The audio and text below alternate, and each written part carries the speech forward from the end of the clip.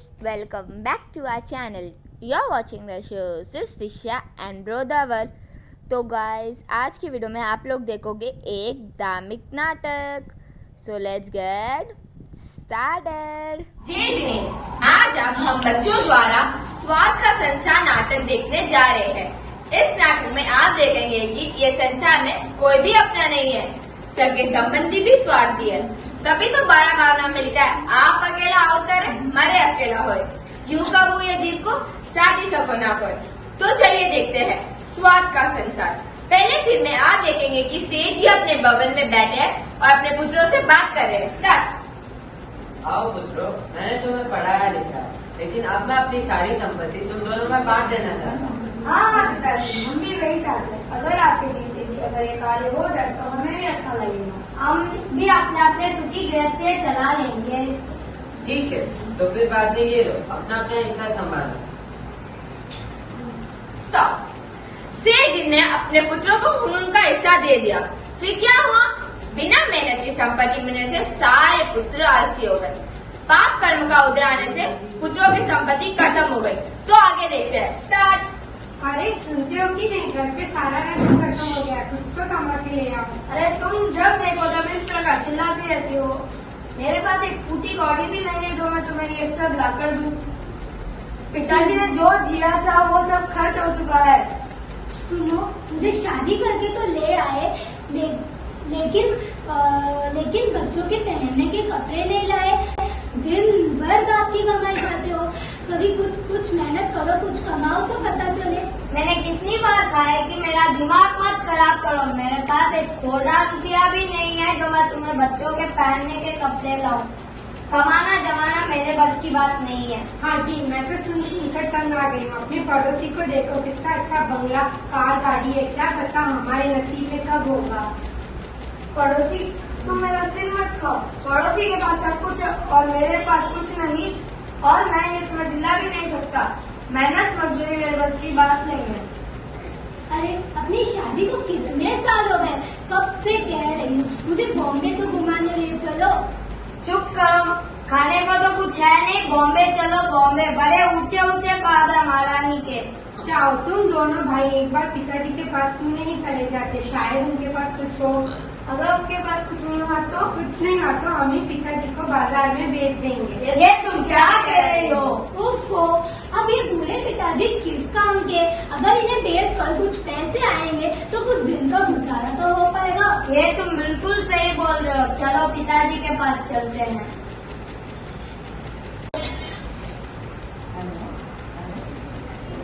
पिताजी हम बहुत परेशान हैं. लेकिन तुम दोनों को तो अभी बहुत खुश होना चाहिए था. पिताजी आपने जो धनराशि दी थी वो सब खर्च हो चुकी है. कमाने, घर चलाने के लिए थोड़ा और धन चाहिए. लेकिन मेरे पास जो भी था वो मैं तुम दोनों को दे चुका हूँ. अब मेरे पास और कुछ भी नहीं है. ऐसा कैसे हो सकता पिताजी, आपके पास कुछ ना कुछ तो जरूर होगा. नहीं पुत्र, अब मेरे पास इस बूढ़े शरीर के अलावा और कुछ भी नहीं है. तो पिताजी हम आपको ही बेचना चाहते हैं. अब आपका कोई काम श्रेष्ठ नहीं है. ये तुम क्या कह रहे हो? तुम अपने बाप को बेचोगे? हाँ हाँ पिताजी, अगर आपको जो भी खरीदेगा वो आपको खाना पानी भी देगा और साथ में हमें भी कुछ मिल जाएगा. ये दिन भी देखना था. चलो काम चलना. स्टॉप. जहाँ दे अपनी नहीं था न अपना कोई, घर संपत्ति पर प्रकृति पर परिचय. देखे स्वादी संसार. अपने पिता को बेचने के लिए बेटे बाजार तक पहुँच गए और अभी के जमाने में बेटे अपने बाप को वृद्धाश्रम छोड़ देते. तो देखते सेठ जी का क्या होता है. उनकी कीमत रखी गई 4000 स्वर्ण मुद्रा. सभी पूछ के चले जाते, लेकिन कोई उन्हें 4 पैसे में भी नहीं खरीदता. तभी उस नगर के राजा ने घोषणा करवाई कि जो भी सामान शाम तक नहीं बिकेगा वो राजा खरीद लेगा. स्टार्ट. यहाँ जो भी सामान नहीं बिका है वो हम खरीदेंगे. ये भी नहीं बिके हैं. कितनी कीमत है? इनकी कीमत 4000 स्वर्ण मुद्रा है. ठीक है, ये लो 4000 स्वर्ण मुद्रा. ये भी नहीं बिके हैं. ठीक है, आप लोग भी अपना सामान लेकर महल आ जाइए. चलिए बाबा जी, महल चलिए.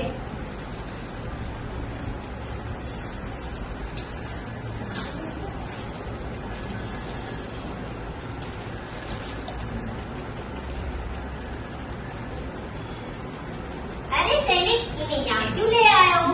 महाराज, आज बाजार में इनके बेटों ने इन्हें ही बेचा है। क्या जमाना आ गया है। बैठिए बाबा जी। देखो, तुम इन बाबा जी की अच्छी सेवा करना, कोई तकलीफ ना ले जाए। जो आ गया महाराज। स्टॉप।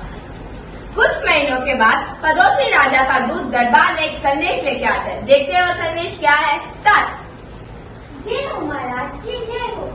महाराज, हमारे राजा ने आपके लिए 4 प्रश्न भेजे और यह भी कहा कि अगर आप इन 4 प्रश्नों के उत्तर देंगे तो वो अपना राज्य छोड़कर योगी बन जाएंगे।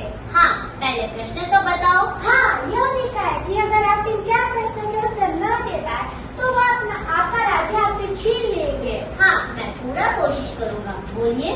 हाँ, तो सुनिए। हाँ, तो सुनिए। पहला प्रश्न है यहाँ भी है वहाँ भी है। दूसरा प्रश्न है यहाँ है पर वहाँ नहीं। तीसरा प्रश्न वहाँ है पर यहाँ नहीं। चौथा प्रश्न यहाँ भी नहीं है वहाँ भी नहीं है। अरे, ये क्या प्रश्न होता है जिनका कोई मतलब ही है नहीं? महाराज, मैं आपके उत्तर का इंतजार करूँगा। जय हो महाराज की जय हो। अरे मंत्री जी, आपको इन प्रश्नों का उत्तर मालूम है? नहीं महाराज, मुझे नहीं पता। महाराज, प्रश्न सुनकर लग रहा है आप बहुत चिंतित हो गए हैं। हाँ बाबा जी, समय पूरा होने में कोई देर नहीं लगेगी। प्रश्न बड़ा कठिन लगता है, चिंता कैसे ना करूं। अगर मैं इन प्रश्न का उत्तर नहीं दिया तो मेरा राज्य मेरा हाथ से चला जाएगा। प्रश्न बहुत ही सरल है महाराज। क्या कहा? प्रश्न सरल है। यदि आप इन प्रश्नों का उत्तर मालूम है, आप इन प्रश्नों का उत्तर दे दिए तो मैं अपना आधा राज्य दे दूंगा। मुझे इन प्रश्नों के उत्तर के रूप में 4 व्यक्ति चाहिए। वे 4 मनुष्य कौन से हैं? पहला एक सेठ, फिर एक व्यसनी व्यक्ति, एक संत और एक लकड़हारा। इन्हें तो मैं अभी बुला देता हूँ। सैनिक, इन 4 व्यक्तियों को राज्य से ढूंढ कर ले आना। जो आज्ञा महाराज। ये बाबा जी भी ना सत्या गए और राजन भी इनके चक्कर में राज्य गवा देंगे। स्टॉप। कुछ समय के बाद ये सैनिक 4 व्यक्तियों को ढूंढ के राज्यसभा में। अरे मुझे कहाँ ले जा रहे हो? मुझे अभी अस्पताल नाम लेने जाना था। सेठ जी, महाराज आपको बुला रहे हैं। अब महाराज बुलाए तो जाना पड़ेगा। महाराज की जय हो। अरे मुझे कहाँ ले जा रहे हो? मेरा घर तो यहाँ नहीं है। जिसके व्यक्ति महाराज आपको बुला रहे हैं। महाराज की जय हो। उन जंगलों में रहने वालों को महाराज की मदद से क्या काम?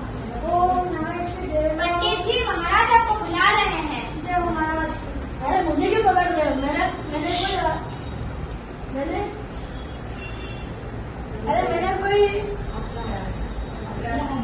कोई अपराध नहीं किया है। मुझे क्यों पकड़ रहा है? मैं काम नहीं करूंगा तो मेरा घर में चूल्हा कैसे चलेगा? लखड़हारा, महाराज आपको बुला रहे हैं। जय हो महाराज। महाराज आप सबको बुला रहे हैं। महाराज, आपने हमें यहाँ क्यों बुलाया है? आप सब मेरा उत्तर है। आपको कोई सजा दे नहीं चाहिए। सैनिक, दूध को नहीं ले आए? लाए हैं ना महाराज। जय हो महाराज की जय हो। महाराज, क्या आपको आपके प्रश्नों के उत्तर मिल गए? हाँ, हम आपका प्रश्न का उत्तर सजीव रूप से ले आए। जल्दी बताइए ना महाराज। उत्तर तो हमारा बाबा जी बताएंगे। जल्दी बताइए बाबा जी। आपके पहले प्रश्न का उत्तर ये सेठ है। इनके पास यहाँ भी धन है और ये उसका उपयोग नेक कार्यों में कर रहे हैं जिनसे इनके पास आगे भी होगा। यहाँ भी है वहाँ भी है। सही आपके जवाब। दूसरे प्रश्न का उत्तर ये वस्ती व्यक्ति है। ये यहाँ बहुत व्यसन करता है। इसके पास यहाँ तो है लेकिन पुण्य कर्म न करने से वहाँ कुछ भी नहीं होगा। यहाँ तो है पर वहाँ नहीं।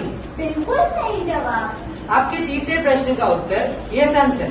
इनके पास यहाँ भले ही कुछ नहीं है लेकिन अच्छे कर्म करने से इनके पास वहाँ बहुत कुछ होगा। सही जवाब। आपके चौथे प्रश्न का उत्तर ये लकड़हारा है। पाप कर्म के उदय से इनके पास यहाँ भी कुछ नहीं है और नेक कर्म न करने से वहाँ भी कुछ नहीं होगा।